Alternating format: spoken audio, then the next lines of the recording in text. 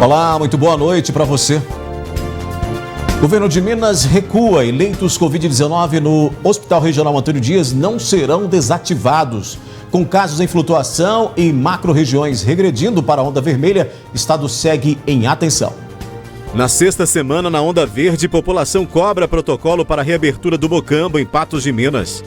Sem vagas no hospital regional, mais pacientes aguardam internados na UPA. Obra na Major Gotti se arrasta e comerciantes querem saber até quando. 15% dos estudantes de escolas estaduais de Patos de Minas podem ser reprovados caso não entreguem atividades obrigatórias.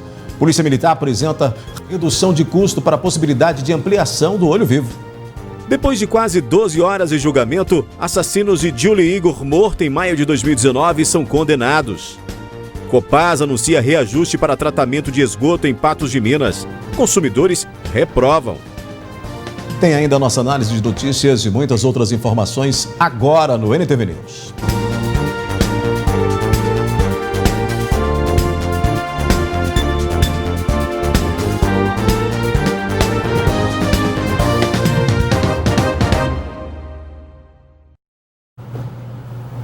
As obras da Rua Major Gotti ainda não foram concluídas. A demora em alguns trechos atrapalha não só pedestres e motoristas, mas também comerciantes. Não foi dada a eles nenhuma previsão e, com isso, a ansiedade só aumenta. Major Gotti, mais obras, mais chuva. Igual problemas. Esta obra está sendo realizada há aproximadamente um mês. Nós estamos com essa obra aqui na Major Gotti, nós já vemos acompanhando o recapamento de Patos de Minas, entendeu? Agora eles chegaram na porta da minha empresa e eles já estão com mais de 30 dias executando uma metragem aqui que acho que não dá nem 30 metros quadrados. Desde então, inúmeros prejuízos já foram calculados e com a chuva desta quinta-feira nem se fala. O que se viu foi areia pela rua Cesário Alvim e entulhos na principal via de Patos de Minas. Nós precisamos sim dessas obras para melhoramento. Eu não sou contra, mas que elas sejam feitas nas possíveis possibilidades de ser mais rápidos para facilitar, que está nos prejudicando. Todos nós, empresários, moradores dessa região aqui, estão sendo muito prejudicados devido a essa lentidão dessa obra. A gente está tendo uma lentidão muito grande no trânsito, a gente sente que os clientes estão dando a volta, você entendeu? Para que não possa passar por aqui. O Romero bem que tentou entender a obra e também conversar com o prefeito José Eustáquio. Mas a única tentativa para contato foi por meio desta matéria. Então hoje eu tive a liberdade de pedir vocês, através da NTV, para mim falar com o prefeito, para ver se ele pode nos ajudar nisso aí. O jornalismo da NTV também entrou em contato com a prefeitura, que informou que a obra de travessia é levada para pedestres e é também de canteiro central e será concluída até 30 de novembro. A prefeitura disse também que a empresa responsável pelo serviço já foi orientada a retirar com frequência os entulhos decorrentes da quebra do asfalto para a construção das sarjetas. Caso não o faça ainda esta semana, será novamente notificada para proceder à coleta. Cerca de 15% dos estudantes das escolas estaduais de Patos de Minas ainda não entregaram os cadernos de atividades. E olha só, são atividades obrigatórias e isso significa que eles podem ser reprovados. Por isso, a Superintendência Regional de Ensino pede atenção às crianças e adolescentes e também aos pais. Desde março, as aulas da rede estadual de ensino estão acontecendo de forma remota. Até dezembro deste ano, serão 7 planos tutorados de ensino distribuídos. Todos contarão como carga horária. Esses PETs são um estudo que o aluno faz de todo o conteúdo que ele tem durante o ano. Então a secretaria, juntamente com a escola de formação, eles elaboraram esse caderno de atividades, de acordo com o plano, também com o currículo. Então é tudo dentro do currículo e esses planos são que os alunos, essa aprendizagem durante esse ano, como o ensino é remoto, para os alunos não perderem o ano, a Secretaria elaborar os PETs que estão fazendo em casa. Cabe à Superintendência Regional de Ensino 61 escolas, aproximadamente 25 mil alunos. Até o momento, 85% dos estudantes já entregaram os cadernos de exercícios. A Secretaria já pediu que as escolas recolhessem o PET 1 e 2, que até para já computando carga horária, até para saber se os alunos fizeram ou não. E os diretores, né, juntamente com a equipe da escola, eles estão comunicando às famílias que façam a entrega desses pets. Nós temos aí a média de 85% que já entregaram, e esses 15% que não entregaram, os diretores ainda estão buscando, né, através de famílias, para que eles possam entregar. Em janeiro será a vez do PET avaliativo. Por meio dele, será possível se ter panorama da aprendizagem dos alunos. Uma revisão de tudo que foi feito, né, dos 7 PETs anteriores, e para ver essa aprendizagem desse aluno. Agora, não sabemos essa porcentagem que o aluno vai ter para ser aprovado, a gente ainda não temos nada, a secretaria ainda não posicionou. Mas seria o quê? Até para a gente saber, no ano seguinte, qual a aprendizagem que o aluno teve, o que ele desempenhou durante esse ano. Ainda há risco de reprovação para aqueles que não seguirem as propostas. O aluno que não fez nenhuma atividade, que não devolveu, que pelo menos se ele tentou fazer não conseguiu, mas devolveu o PET, essa carga horária, quer dizer, subentende que o aluno tentou, não conseguiu, então ele não pode ser reprovado que ele tentou. Mas aquele aluno que não fez nada, que não devolveu, ele vai ser reprovado. Por quê? Aí a própria secretaria já pensa que esse aluno já não está mais frequentando nem os estudos, né, que ele já é um desistente da escola. Por isso que a gente alerta muito os pais. Faça a devolução, nem que seja essa devolução que ele não tenha feito tudo, mas que devolva para a escola, porque no momento agora nós estamos computando carga horária, né? Então nós precisamos que esse aluno dê um retorno para a escola. Na sequência aqui no NTV News, a gente mostra com mais uma entrevista com os vereadores eleitos em Patos de Minas, agora o Cabo Batista. PM quer reduzir custos para ampliar o Olho Vivo e depois de quase 12 horas de julgamento, assassinos de Dílio e Igor, morto em maio de 2019, são condenados.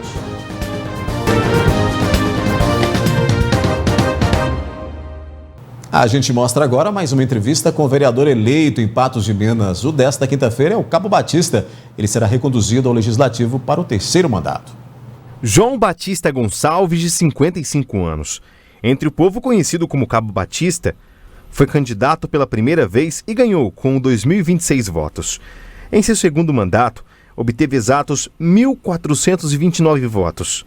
Esse ano, o vereador conseguiu por mais uma vez ser reeleito, desta vez com 1.495 votos. Cabo Batista atuou mais de 16 anos na Polícia Militar. Ele acredita que a forma com que ele trabalhou quando era policial, aliado ao trabalho como vereador, o fez ser reeleito. O que me consolidou ser eleito foi um trabalho sério que eu fiz no policiamento escolar. Foram 16 anos, um trabalho no dia a dia, a gente trabalhando, você vai na escola. Eu fiz um trabalho mais de orientador do que de polícia, porque eu acho que o problema mais sério que nós temos na escola é o problema social, o problema de família. E aí, às vezes, se você chegar ali com aquela autoridade de polícia ali, sem você saber primeiro o problema que está acontecendo, às vezes você faz coisas que não deveria. E depois que você vai conversar, aí você vê que é problema social. 90% nós temos problema, não é só nas escolas não, eu acho que da violência é problema social, falta de estrutura da família. Nos 2 últimos mandatos, Cabo Batista teve diminuição no número de eleitores, porém, ele afirma que é um ciclo natural e que tem influência também de outros militares que entraram na política esse ano. Na segunda eleição minha, nós somos 5 candidatos à Polícia Militar. Aí dividiu, porque eu tive 1.429 e os 4 juntos 1.420. Por quê? São colegas de fardas, são pessoas também que prestam um trabalho muito bom na comunidade. E também os colegas, por quê? Vão dividir, se a gente conseguir eleger 1 ou 2 policial, com certeza vai dar mais uma credibilidade na nossa corporação. Isso que aconteceu, eu acredito. Pode ter falha também? Sim, porque nós somos seres humanos, não estamos sujeitos à falha, né? Mas eu sempre procurei fazer um trabalho sério, porque eu tenho 2 deputados da Polícia Militar que me apoiam muito bem aqui. Tanto que eu fui o vereador que conseguiu mais verba na área da saúde, com o Subtenente Gonzaga, mais de R$ 1.400.000. O Sargento Rodrigues também, nós conseguimos com ele verba também, nós conseguimos estruturar as companhias de polícia, conseguimos quadra do batalhão, então o que acontece? A gente tem apoio. Em 8 anos de pleito, Cabo Batista afirma que já conseguiu parcerias com o governo estadual e federal para conseguir melhorias para a segurança pública, porém, pretende trabalhar junto ao Executivo para melhorar a assistência social e as demais áreas no município. Minha ideia é continuar trabalhando na área da educação, saúde, segurança pública, porque não é porque eu sou militar que eu vou investir só na segurança pública, não. Eu sou um vereador de Patos de Minas e eu fui eleito pela população. Para tentar quebrar o grande tabu de que vereador só aparece em época de campanha, o vereador disse que vai continuar visitando a comunidade e dando apoio aos produtores rurais da região. Fui eleito no domingo, na segunda-feira de manhã eu já estava na rua. Então, assim, eu sou um cara que estou para baixo para cima aí, ó. O gabinete está aberto também, meu gabinete abre 6 horas da manhã, abre 7 horas da manhã e fecha 6 horas da tarde. Então, o meu trabalho vai continuar. Eu acho que esse trabalho que eu fiz aí em 8 anos, não pode parar não. Eu sou um cara muito atuante na zona rural, sabemos que a zona rural é uma comunidade muito carente na área de estradas. Nós precisamos envolver o governo municipal e dar uma assistência melhor na zona rural. Então, eu pretendo trabalhar em todas as áreas. Uma correção. O Cabo Batista foi eleito pelo Cidadania e não pelo DEM, como foi dito aí na reportagem. O projeto Olho Vivo Cidadão é mais uma ferramenta utilizada pela polícia para combater a criminalidade. Nesta quinta-feira foi realizada uma reunião para discutir sobre redução de custos e para aumentar a abrangência deste programa.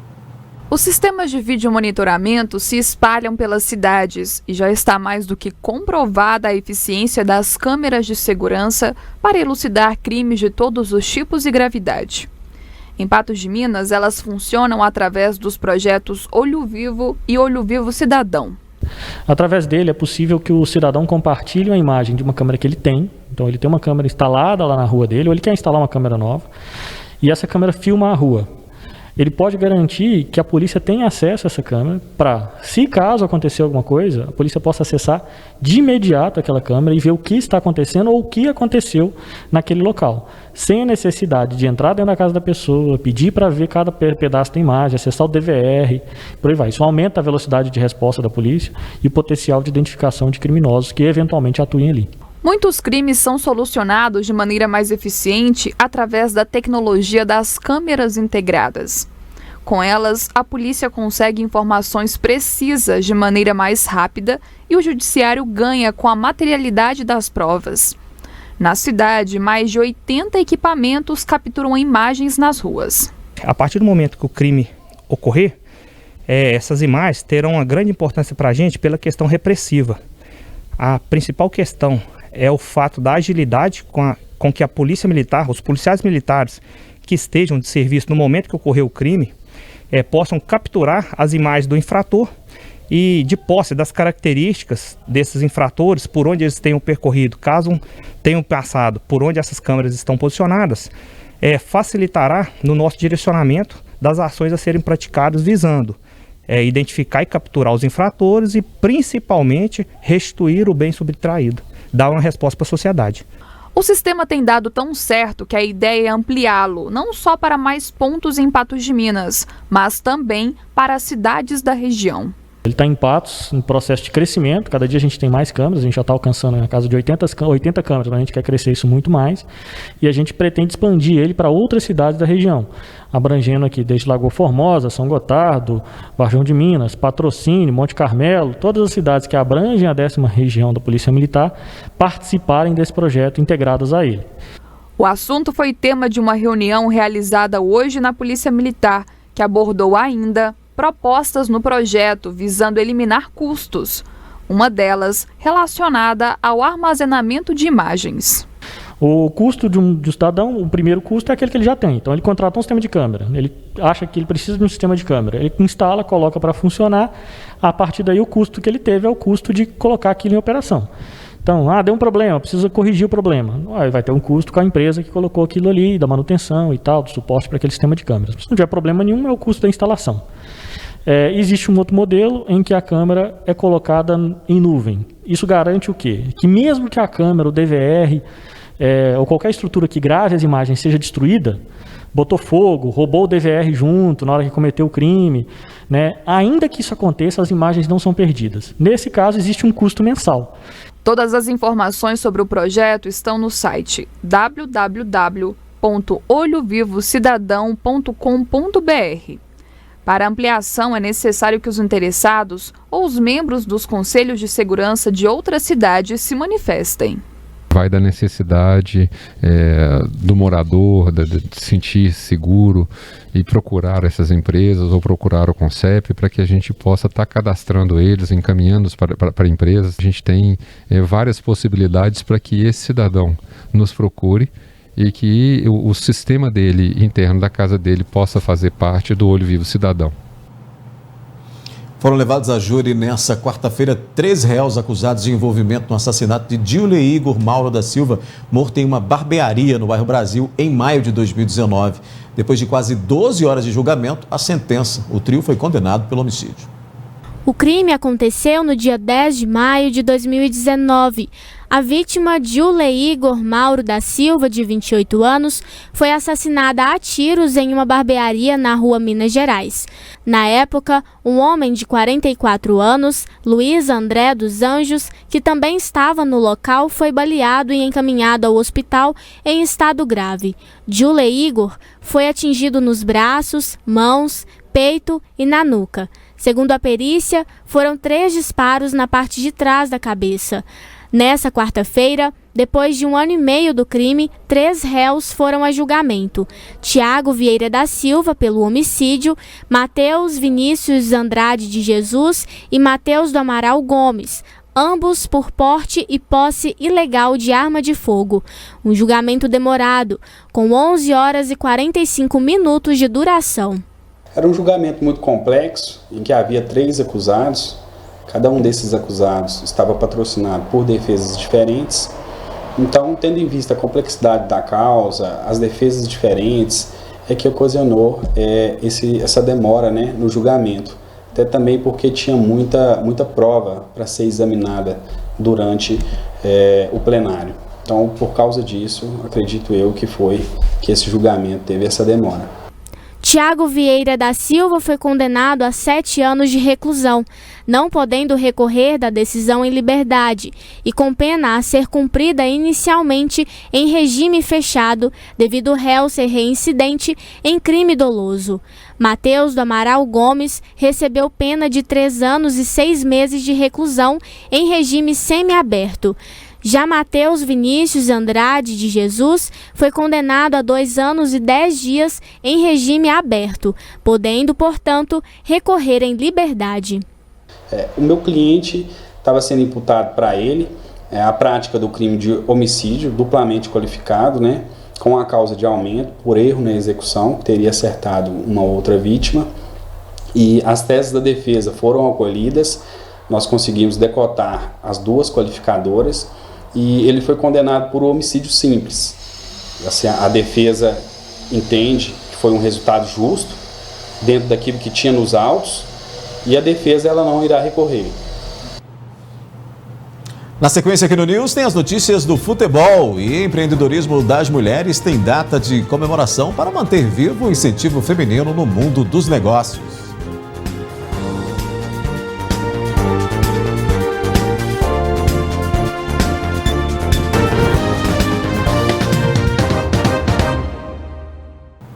Dia 19 de novembro é um dia importante para as mulheres de negócios. É nessa data que se comemora o Dia Mundial do Empreendedorismo Feminino. Serve para celebrar e também apoiar o ingresso feminino no universo corporativo.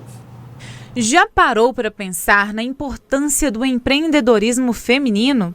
O movimento tem provocado transformações no mercado de trabalho e tem contribuído para o empoderamento das mulheres, abrindo caminhos para que se tornem líderes, não apenas de equipes, mas também de sua própria trajetória profissional e pessoal. As mulheres ocupam a cada dia mais espaço no mundo dos negócios, embora ainda existam obstáculos culturais a serem superados. Segundo pesquisa do PNADC, realizada pelo IBGE, 9,3 milhões de brasileiras são líderes em seus negócios. O empreendedorismo feminino ele é muito importante, né, porque ele vai muito além de negócios criados e gerados por mulheres. O empreendedorismo feminino ele promove a autonomia da mulher, a possibilidade, né, dela ser uma dona de casa empreendedora, né, de formar aí a sua própria história. Ele amplia o espaço, a visibilidade da mulher. Quando o assunto é empreendedorismo, Lúcia Queiroz é pioneira. Ela abriu uma academia e se tornou empresária, mesmo antes de criarem a palavra empreendedor. Quando eu comecei a academia, não existia falar mulher empreendedora. E aí eu comecei pequena, né? Comecei só numa sala e fui crescendo. A filha Luana segue os passos da mãe. Hoje ela é quem cuida do negócio de Lúcia, fundado há 40 anos. O exemplo que a gente tem de dentro de casa, né, da pessoa, da mulher determinada, batalhadora, com certeza eu trouxe isso comigo, né, essa vontade de entregar, essa vontade de fazer o melhor. Essas duas mulheres fazem parte da geração de empreendedoras e representam uma classe em ascensão. Segundo dados da Rede Mulher Empreendedora de 2018, 75% das mulheres brasileiras abriram seus próprios negócios após terem filhos. 5% das mulheres empreendedoras trabalham em casa. 52% o fazem pela flexibilidade de horários. E 53% das empreendedoras são mães. E 1 em cada 4 tem filhos pequenos. Segundo Andressa, psicóloga e especialista em empreendedorismo feminino, a representatividade das mulheres está cada vez maior. Ela tem ganhado espaço no mundo dos negócios, mas não só. Eu vejo que a mulher ela tem conquistado, ela tem galgado muito por um espaço e não seria diferente no mundo dos negócios. Então, sim, a mulher ela está cada vez mais representada. Mas mesmo com tamanho crescimento do empreendedorismo feminino, as mulheres ainda sentem falta do apoio de outras mulheres. Então, fica a dúvida: como apoiar o sucesso das mulheres? A gente imagina que quando uma amiga, a irmã, a mãe, ela abre uma empresa, às vezes a forma de incentivar que vem na nossa mente seria comprar aquele produto. Claro que também é, mas existem outras maneiras da gente validar o sucesso dessa mulher. Em mídias sociais, compartilhando, dando likes, comentando, sugerindo os produtos, mas eu vejo que a maneira que a gente mais ajuda uma mulher, independente do que ela faça, se ela for empresária, se ela for mãe, se ela for dona de casa, é a gente não julgar essa mulher. O não julgamento é a maneira que a gente mais ajuda essas mulheres. O surto de Covid-19 no Atlético e a falta de entrosamento entre a equipe que entrou em campo contra o Atlético Paranaense foi fatal. Em duelo atrasado da 6ª rodada do Campeonato Brasileiro, o Galo perdeu por 2-0 no Gigante da Pampulha. Em pleno Mineirão, o Atlético sofreu a primeira derrota como mandante no Brasileiro, com 12 baixas, 8 em consequência do coronavírus, 2 por lesão e 2 por convocações. O time não teve tempo de treinar com a formação que foi para o campo. Cometeu muitos erros, principalmente na parte defensiva. Com isso, abriu espaço e Christian e Nicão marcaram os 2 gols da vitória do Atlético Paranaense ainda no primeiro tempo. O técnico interino do Galo tentou explicar a derrota. A gente não conseguiu ter essa velocidade pelas trocas, pelas situações que aconteceram. E isso teve um impacto muito grande, porque a gente não conseguiu desequilibrar a equipe do Atlético Paranaense, as linhas de defesa deles. E principalmente não conseguimos ser agressivos ali na última linha. Tanto que a gente tentou, ao longo do jogo, várias alternativas, né, que foram sendo passadas pela comissão do Sampaoli. A gente teve em comunicação permanente com eles. A gente sofreu com os contra-ataques. O Atlético Paranaense pouco nos atacou com a bola, em organização, desequilibrando a gente, circulando. Ele teve muito perigo nos contra-ataques, que foi onde ele fez os 2 gols e acabou construindo mais 1 ou 2 chances ao longo do jogo. Mesmo com mais posse de bola, o time alvinegro não ameaçou o gol adversário. A Covid-19 fez o Atlético sucumbir e daqui para frente terá que se equilibrar. Vai desequilibrar em algum momento para um lado, algum momento para o outro. Talvez se alguma equipe conseguir não passar por ele, ela vai ter vantagem. E já aconteceu com outras equipes. Mas é algo que está acontecendo. A gente teve, né, uma situação de lockdown, agora tem crescido porque a gente voltou a ter uma rotina normal, então a gente vai ter que estar preparado para isso. Pois é, isso vai continuar acontecendo aí com várias equipes, porque estamos em meio a uma pandemia, né? Os testados positivos para a Covid-19 no Galo continuam de fora do jogo contra o Ceará no próximo domingo às 16 horas no Castelão, mas voltam ao Atlético o zagueiro paraguaio Júnior Alonso e o atacante venezuelano Savarino, que estavam jogando na seleção de seus países. Na disputa nos pênaltis, o América garantiu vaga inédita na semifinal da Copa do Brasil pela primeira vez na sua história. O técnico do Coelho criticou a provocação do adversário, mas já está de olho no próximo compromisso. Mais um gigante foi derrubado pelo América Mineiro. O Coelho empatava com o Internacional nesta quarta-feira em 0-0 até o último lance do jogo, quando o Inter surpreendeu e marcou com o Yuri. A decisão para a vaga da semifinal da Copa do Brasil foi decidida nos pênaltis. Que sufoco! O Wendel para o Colorado desperdiçou a última cobrança e deu a vaga ao Coelho. 6-5 para o time de Lisca. E o comandante do América criticou a postura do jogador Rodinei do Inter. O Rodinei foi muito mal quando eles empataram o jogo, sabe, Rodinei? Você não precisava ter feito aquilo que você fez, se virando pro banco e botando as mãos nos órgãos genitais seus, sabe? Mandando a gente para tudo que é lugar.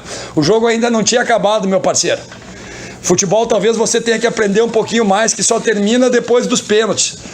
E aí a gente teve competência nos pênaltis também, tranquilidade. Agora é pensar no próximo adversário. Agora é calmar, recuperar bem. Sábado já temos um jogo dificílimo na Série B contra o Operário, em Ponta Grossa, né? Um time que a gente conhece bem, vários jogadores, né, que já jogaram comigo que estão lá. O Coutinho, o Bueno, o Pedro Quem, o Vilela, o Ricardo Silva, que fez um grande trabalho aqui, hoje é quarto zagueiro do Operário. Então vai ser um jogo muito difícil pra gente, a Série B está muito encruada. No Cruzeiro, o foco é a maratona de jogos pela frente e passar 1-1, né? Afinal, é preciso somar pontos para se afastar da zona de rebaixamento. E na sexta-feira, amanhã, a Celeste já tem compromisso. O atacante Ayrton tem sido um dos destaques da Celeste desde a chegada de Felipão. Para o atleta, a prioridade do time é deixar a zona da degola cada vez mais longe. O Cruzeiro está na 15ª posição com 24 pontos, 4 a mais que o Náutico, 17º colocado. A gente tem que ser bem realista nesse momento. Nosso primeiro objetivo é sair da Série C, não ter mais nenhuma possibilidade de cair e depois pensar no acesso. E pela frente, o Cruzeiro tem uma maratona, 7 jogos em 21 dias. Como nosso calendário é muito apertado, às vezes não dá tempo para o time treinar uma semana inteira, 2 semanas. Graças a Deus a gente teve esse tempo para descansar e treinar bastante para seguir pronto para os próximos jogos. Vai ser uma sequência muito grande de jogos e eu tenho certeza que a gente vai seguir um caminho de vitórias aí. Nesta sexta-feira, a Raposa já tem compromisso. Enfrenta o Figueirense às 9h30 da noite no Mineirão. A gente já está estudando a equipe do Figueirense, mas a gente está se preparando durante essa semana e eu tenho certeza que vai ser um jogo bom para a gente. Já tem a análise da notícia aqui no NTV News. O governo de Minas recua e leitos Covid-19 no Hospital Regional não serão desativados. E na sexta semana, na Onda Verde, a população cobra protocolo de reabertura para o Mocambo e Patos de Minas.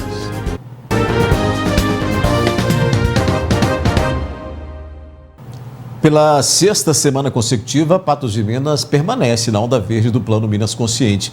Nessa fase, a reabertura de parques é permitida. Entretanto, no município ainda não foi apresentado o protocolo para retomada.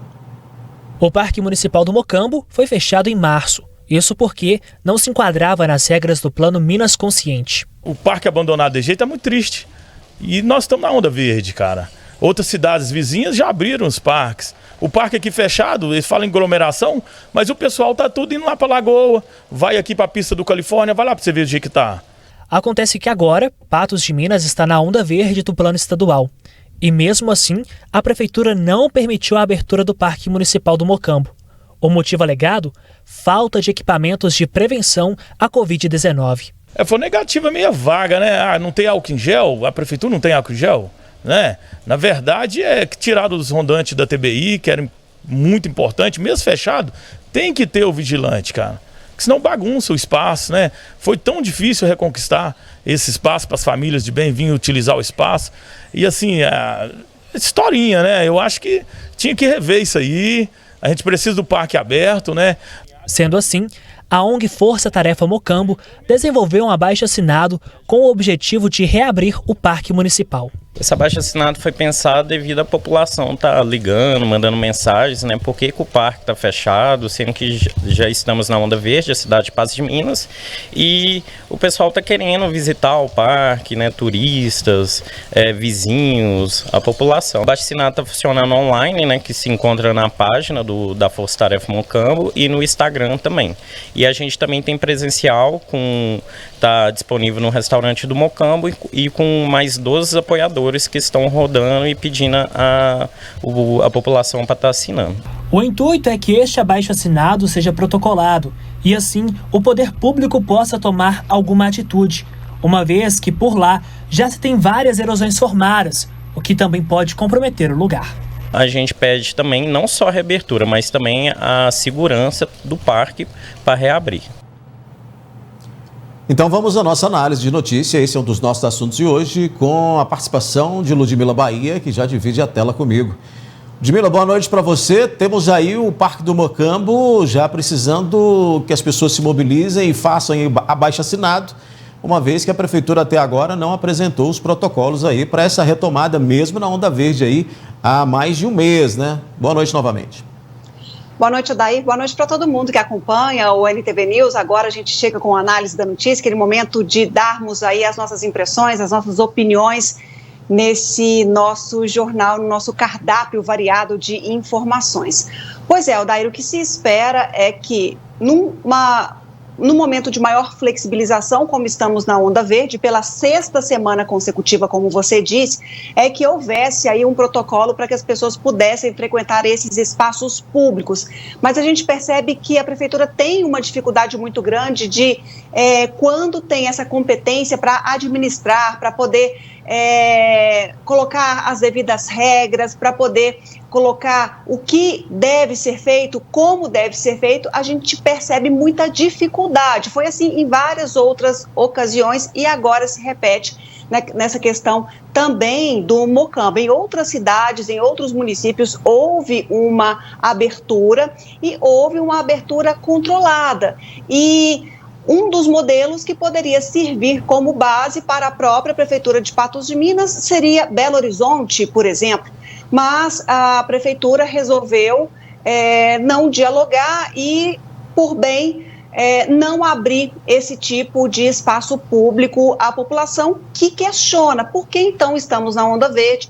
Tantas outros serviços, outras atividades foram flexibilizadas e quando parte para a Prefeitura tomar uma decisão, há esse tipo de atitude, há esse tipo de ação. É isso que as pessoas não entendem. Como também não entendemos, e aí é uma coisa ainda mais grave, que ainda os horários dos bancos permanecem os mesmos. Aquele horário encolhido, quando a gente percebe que o horário deveria ser ampliado. Então, mudamos fases, aprendemos aí o que é preciso ser feito para poder impedir a transmissão da Covid-19, mas algumas questões tão importantes continuam estacionadas e a gente questiona. Mocambo fechado, a Prefeitura diz, olha, a gente não tem condições, não tem protocolo, foi aí a resposta dada. Mas e para os bancos, por que não ampliar? São tantas questões que precisam ser revistas e com urgência, e aí a gente fica a ver navios esperando um novo protocolo, esperando um novo entendimento que parece que nunca chega. No caso dos bancos, a justificativa lá atrás, né, lá quando se decidiu isso, era de que o comércio abriria parte do dia e o banco em parte diferente para evitar aglomeração, o que não ocorreu, né? A aglomeração continuou ocorrendo e agora manteve-se esse horário mesmo com o comércio aberto aí durante todo o dia. Então, esse argumento aí caiu por terra. Esse argumento dado lá atrás já não funciona mais. É aquela questão, mudou-se, houve um avanço, e aí, o que mudou no comportamento, nas decisões? Qual é o entendimento do comitê? Esse comitê continua se reunindo? Quais são os entendimentos? Quais são as regras estipuladas? E é isso que a população cobra, é isso que a população quer entender. Sem uma resposta fica até difícil a gente fazer uma análise para que rumo aí vão ser direcionados esses novos entendimentos. Ludmila, ainda falando de protocolos, ainda falando de pandemia, hoje o governo do estado recuou, né, naquela decisão de desmobilizar os leitos de Covid e aí, voltando a essa desmobilização, ela seria suspensa uma vez que nós tivemos um número maior de casos do que era esperado. Hoje, inclusive, o secretário falou sobre isso e a gente, analisando dessa maneira também, vendo que o Hospital Regional, por exemplo, que perderia esses leitos de Covid, acabou tendo que suspender, inclusive, aquelas rescisões contratuais, né? O que agora vai ter que ser revisto aí, uma vez que já tinha tido início esse processo de desmobilização, né? Já foi revisto, daí já foi contratado, esse valor já está orçado, garantido para esse mês de novembro, segundo eu apurei junto à Superintendência Regional de Saúde, e também para o mês de dezembro já está apurado. É aquela questão, às vezes tem que dar um passo para frente e tem que dar alguns outros para trás. E hoje o secretário de Estado da Saúde explicou isso, essa desmobilização de leitos, porque Minas Gerais vive um momento de flutuação de casos. Tanto que a gente viu algumas macro-regiões do estado regredindo para a onda vermelha, outras até para a onda amarela. Tinha tempos já que a gente não via o mapa de Minas Gerais colorido de vermelho, a gente voltou a ver nessa quarta-feira e a partir de sábado, essas cerca de 50 cidades que estão na onda vermelha do Plano Minas Consciente terão aí mais restrições com relação à abertura e à possibilidade de funcionamento de diversos serviços. E aí o secretário explicou isso, porque dessa desmobilização, e a gente acompanha. O material não está com aquela qualidade devida, mas foi gerada aí pelo próprio governo de Minas Gerais e a gente acompanha para a gente discutir na sequência daí. O que nós vimos fazendo era o início de desmobilização de leitos que eram leitos improvisados, muitas vezes leitos em corredor, leitos sem a estrutura plena. Esses leitos nós orientamos a desmobilização, só que agora em que nós estamos tendo uma flutuação nítida, não é momento para continuar desmobilizando. É provável que mais para frente um pouco, com a chegada do verão, a tendência de queda de casos, a gente tenha mais uma margem de segurança e sim nós vamos dar um passo.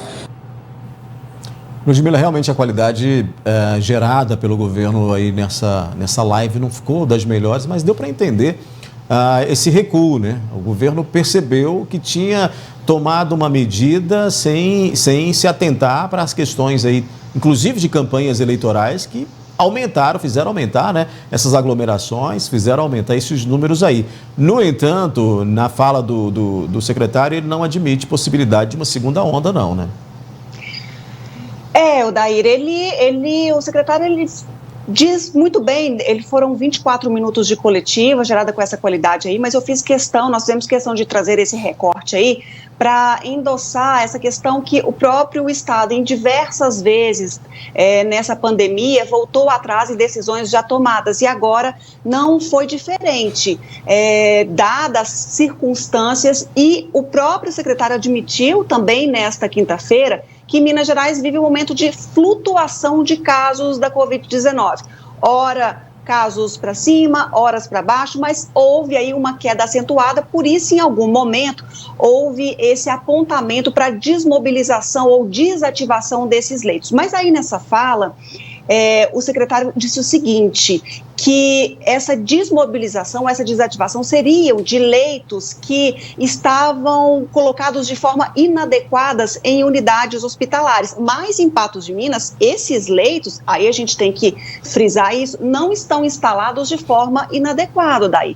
Eles estão leitos de clínicos em um determinado espaço, leitos de UTI em outro espaço, tudo organizado, não tem nada no corredor. Mas aqui também, como em outros locais que também não estão nessa circunstância aí, conforme o secretário traçou e frisou, vão continuar ativos, até porque quando dessa desativação, nós mesmo aqui no jornalismo da NTV ficamos surpresos, assim como a população, porque essa questão de ter leitos à disposição da população, ter essa disponibilidade, é um dos parâmetros utilizados pelo Estado para que continuemos numa fase mais flexível do plano. Então, se a gente tem menos disponibilidade, aí aumenta o percentual de ocupação e aí pode ser um parâmetro utilizado para que a gente regrida em ondas. E a gente sabe que Patos de Minas, em nenhum momento, viveu uma situação em que a gente pôde respirar aí com tranquilidade com respeito à Covid-19. Embora alguns entendam que pode, né, que podem respirar. Ô, Ludmila, nós temos, inclusive, uma tela para colocar aí da FHEMIG, falando com relação, inclusive, a esses leitos da Covid, né? Pois é, Odair, nós questionamos aí a FEMIG, depois dessa fala do secretário, nós questionamos a FEMIG sobre essa desativação ou não dos leitos Covid no Hospital Regional, que explicou o seguinte, que a decisão parte da Superintendência Regional de Saúde de Patos de Minas. E aí nós entramos em contato com a Superintendência Regional de Saúde de Patos de Minas, que confirmou isso que nós falamos há pouco, que os leitos do Hospital Regional agora não serão mais desativados por entendimento nesse novo momento em que Minas Gerais passa. O secretário, apesar de não admitir essa segunda onda, porque nem a primeira ele disse que houve, porque Minas Gerais, na verdade, viveu um momento de platô, viveu um momento de aumento, se manteve, e aí não tão severo quanto se esperava, viveu momentos de flutuação, conforme ele classifica, e portanto, esses leitos do Hospital Regional Antônio Dias, Covid-19, clínicos e UTI serão mantidos pelo menos aí esses próximos meses, final de novembro, dezembro, conforme esses recursos já foram garantidos, viu, Odair? Cerca aí de R$400 mil. Vamos então fazer o comparativo agora, Ludmila, já que a gente está nesse assunto. Entre ontem e hoje, dos números da Covid em Patos de Minas, tivemos aí a confirmação de mais um óbito, que já estava previsto no de ontem, né? Só faltando ali, realmente estava escrito óbito a ser lançado, e hoje já está pulando aí para 84. A gente nunca entende isso, né, Odair? Não dá para entender, mas enfim, né? A gente vai terminar, espero que o mais breve possível para falar desse assunto Covid-19, mas esse novo critério óbito a ser lançado é só uma questão de ajuste para colocar aí no número seguinte. Ontem a gente falou desse caso, dessa morte de mais um profissional que trabalha na área da saúde, o enfermeiro Renato. Nossos sentimentos reiterados à família, que perdeu aí, né, 2 pessoas para a Covid-19, 2 pessoas que trabalham na área da saúde. Portanto, Patos de Minas chega ao número de 84 mortes confirmadas pela Prefeitura de Patos de Minas, e naquela sequência, Odair, infelizmente, mais pessoas, e esse é um número que preocupa também, em isolamento domiciliar. Olha só, mais 12 pessoas de ontem para hoje, mais pessoas confirmadas com a doença em Patos de Minas, e aí tivemos aí um ligeiro aumento com relação aos casos de pessoas internadas. Vamos então à taxa, né? A taxa de internação, que a gente tem que observar como é que está essa estrutura, né, Ludmila?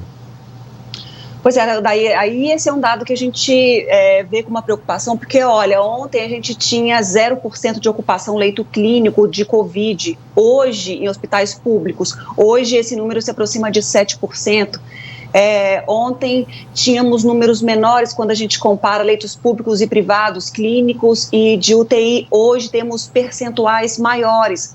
Também, se a gente vê lá no primeiro número, ontem eram 8 internados entre suspeitos e confirmados. Hoje já são 13 confirmações, e esse percentual aí incide também aquelas pessoas que vêm de outras cidades em busca de tratamento em Patos de Minas. E é aquela questão que sempre nos preocupa, né? Como a gente falou há pouco, a gente não respira tranquilo, apesar que algumas pessoas ignoram isso, né, Dari, infelizmente. Mas Patos de Minas também vive um momento de... aliás, vive sempre aí desde Covid-19 momentos de incerteza. Foram poucas situações, e eu não me lembro quando foi a última, porque já faz tempo, em que a gente teve aí números bem pequenos de contaminação em 24 horas, ou mesmo de ocupação hospitalar.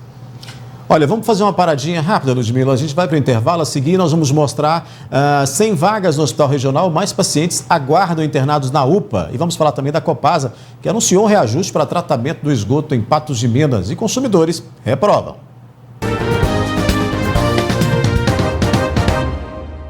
A gente volta com o NTV News e ainda com a análise de notícias. E agora a gente continua falando de saúde, né? Sem vaga no Hospital Regional, mais um paciente aguarda internado na UPA e, de novo, a demanda é pelo setor de ortopedia. Este é o senhor Isidoro Ribeiro da Silva, 95 anos. Na sexta-feira, dia 13 deste mês, ele caiu em casa e quebrou o fêmur direito. Ele estava ao redor da casa, fui chamar ele para dar o café da manhã para ele, ele desequilibrou, caiu. quebrou o fêmur. Aí foi transferido aqui de SAMU para UPA. Chegando aqui, fez o exame dele, provou que quebrou o fêmur e está aguardando uma ida para o regional. Ele foi encaminhado para a UPA e desde então aguarda transferência para o Hospital Regional Antônio Dias.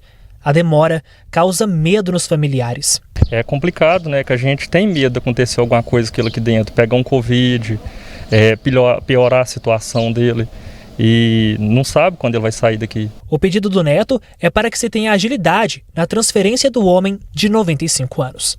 Eles falam 15 dias, 20 dias, 30 dias, um mês, não sabe quando ele vai. E falou que ele não tem prioridade nem por causa da idade dele, que é 95 anos. Um administrador do regional, alguém, ver o lado dele, andar mais rápido com isso. Pois é, Ludmila, em nota, a assessoria da FHEMIG reiterou que recebe diariamente um grande número de solicitações de internações, haja vista que a porta de entrada, né, para pacientes é regulada pela Central de Regulação SUS Fácil. E olha, só é possível aceitar, de acordo com a nota, pacientes se houver vagas disponíveis. No Hospital Regional são 25 leitos de ortopedia, número insuficiente, segundo a nota, para atendimento a toda a demanda da macro-região noroeste, e 84 pacientes estão ali na fila de espera. A FHEMIG ainda esclarece que cirurgias ortopédicas continuam sendo realizadas. Segundo a Secretaria Municipal de Saúde de Patos de Minas, só na UPA existem 40 pacientes aguardando transferência para a realização de cirurgia ortopédica. Ludmila, essa é aquela história que a gente conta aqui de vez em quando, que não nos agrada, evidentemente, contar, mas que a gente frequentemente traz aqui por meio do nosso jornalismo, justamente dessas filas, dessa verdadeira via sacra que o paciente do SUS precisa atravessar em busca de atendimento, né? A impressão que dá é que as pessoas estão literalmente abandonadas. Daí quando a gente tem uma lista de quase 90 pessoas aqui esperando por uma cirurgia, lá na UPA 40 internadas. Eu conversei agora com o marido da dona Margarida, que também está internada na UPA, à espera de uma vaga para fazer cirurgia. A gente mostrou o caso dela essa semana, ela também escorregou, fraturou a perna, precisa fazer cirurgia, tem 56 anos e está lá. E o marido dela disse, olha, eu estou cansado de esperar, eu vou ter que tirar ela daqui, porque está difícil acompanhar e ter a paciência que os gestores de saúde têm nesse descaso pela vida, porque é isso que a gente entende. Qual é outra explicação para dar esse momento a essas famílias que vivem essa angústia? Independente da idade que tem, independente qual é a fase que a pessoa está da vida dela, ela merece um tratamento justo, digno de saúde, pelo menos é o que prevê a nossa Constituição. E somos humanos e deveríamos devolver isso, o mínimo para essas pessoas. Não dá para entender esse tipo de tratamento. Aí a pessoa fica lá, como ele falou, 15, 20 ou sabe-se lá quantos dias para que uma pessoa receba esse tratamento. E até lá, daí imagina só o sofrimento para a família inteira. Para a pessoa que está lá, afastada dos seus afazeres, às vezes é ela que toma conta do seu próprio negócio, às vezes, né, a empresa está precisando que ela retome a vida ativa dela, não, e está lá. Então você imagina o círculo todo que é comprometido com isso. E fora a saúde também psíquica, sabe, dessa pessoa também. Então é hora das autoridades de saúde começarem a repensar toda essa questão. Se o hospital regional necessita, e há quanto tempo que a gente fala isso, da necessidade de ampliação do hospital regional no quesito cirurgia ortopédica, ou então que outras cidades vizinhas criem aí mecanismo para atender os seus pacientes. Mas por hora o que a gente vê é o quê? Nada. O sentimento não é outro, senão de indignação. Mas vamos em frente, vamos falar agora de outra situação que tem aí deixado a população de Patos de Minas bastante preocupada, né? As contas de água da Copasa para alguns consumidores em Patos de Minas estão sendo entregues com aviso de reajuste para o tratamento de esgoto. O valor será cobrado levando em conta o consumo da residência, viu? Os consumidores estão desaprovando, é claro, essa nova medida. Os problemas envolvendo a Copasa em Patos de Minas são questões de direito do consumidor. Isso porque, pelo CDC, os órgãos públicos são obrigados a fornecer serviços adequados, eficientes, seguros e, quanto aos essenciais, contínuos. Segundo o artigo 10 da Lei de Greves, o tratamento e abastecimento de água é considerado um serviço essencial. A norma estabelece a continuidade no serviço como fundamental, mas na prática, em Patos de Minas, a realidade tem se mostrado bem diferente. A situação, tanto aqui da parte alta da cidade quanto da cidade toda de Patos de Minas, está quase que em estado de calamidade pública, né? Porque as pessoas chegam em casa e não tem água nas torneiras para tomar um banho e nem para poder fazer a janta, né? Muitas pessoas fazem a janta para levar no outro dia o almoço para poder ir trabalhar. Tem pessoas que têm criança em casa, né? Então todas as crianças estão em casa, né? Porque não tem escola. Então muito complicado. Além do desabastecimento, a qualidade da água em Patos de Minas tem sido questionável. Por vezes, recebemos imagens de uma água turva saindo das torneiras. Essa água aí está contaminada. Se é água com cloro, é fria. A gente já anda com a saúde lá precária demais da conta, não vai beber um trem, uma enxurrada dessa? Isso aí é uma enxurrada. Se você não pagar a conta em dias, você já paga em multa. E na hora que chega na sua casa, chega uma coisa, um absurdo desse.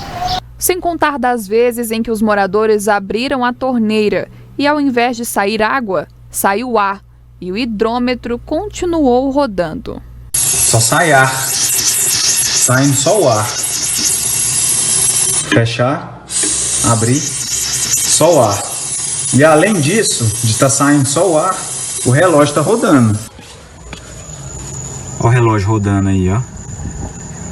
E como se não bastasse, dezenas de consumidores relataram erros na cobrança de suas faturas, que chegaram com valores exorbitantes. Você pega a minha média aí de consumo litro por dia, a mais alta está dando em torno de 400 litros por dia. Aí vem o dia que o mês faltou 15 dias praticamente inteiro, o dia inteiro faltando água, veio 1.000 litros.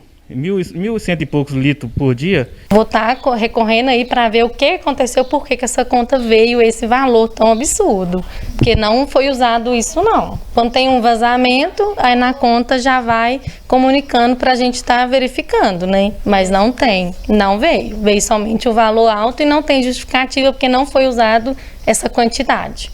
São muitas as reclamações.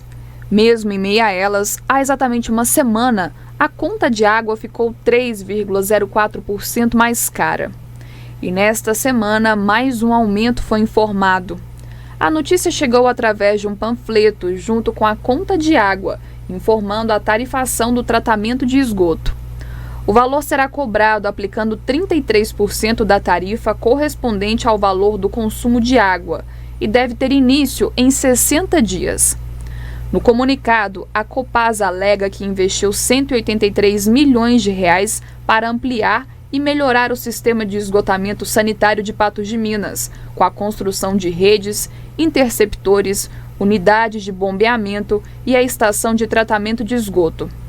A companhia diz ainda que aproximadamente 90% dos imóveis da cidade têm seu esgoto coletado e tratado, antes de ser devolvido ao Rio Paranaíba.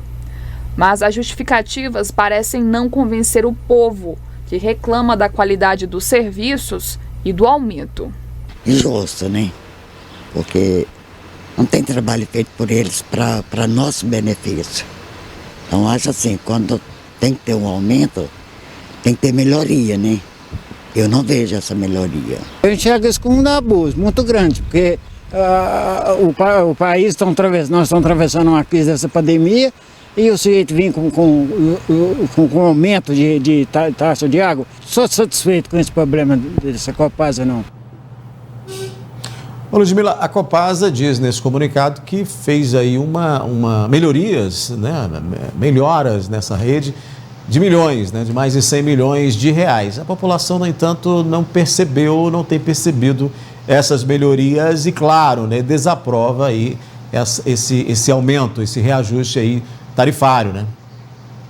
A partir do momento em que a concessionária não mantém um diálogo com a população, como foi com esse racionamento que a gente viu da água há algumas semanas, se não tem esse diálogo, se não conversa, é impossível que as pessoas também identifiquem ou percebam, porque está latente na realidade de muitas casas em Patos de Minas que o serviço tem sido ineficiente, tanto que a gente recuperou aí algumas imagens, algumas das diversas reclamações que o jornalismo da NTV recebeu sobre a prestação no serviço da Copasa em Patos de Minas. Então, vai cobrar, vai reajustar e o serviço não tem sido a contento. Aí as pessoas vão reclamar e com toda a razão, porque elas, além de não perceberem, o serviço ofertado não tem sido condizente, Odair. E aí tem uma questão também, só para a gente finalizar, que é só vai cobrar aqueles que tiverem a ligação de esgoto, mas é óbvio que tem que ser assim, né? Esse serviço tem que ser prestado para ser cobrado, né? Então, senão não justificaria, né? Pois é, agora entra aí, né, o município para poder questionar a Copasa aí com relação a mais esse quesito aí. Não seria o momento de estar prestando isso de uma forma global para todo o município? Qual é a parcela que vai incidir essa cobrança e por que tanta demora na prestação do serviço? São tantas questões, não é? Muitas.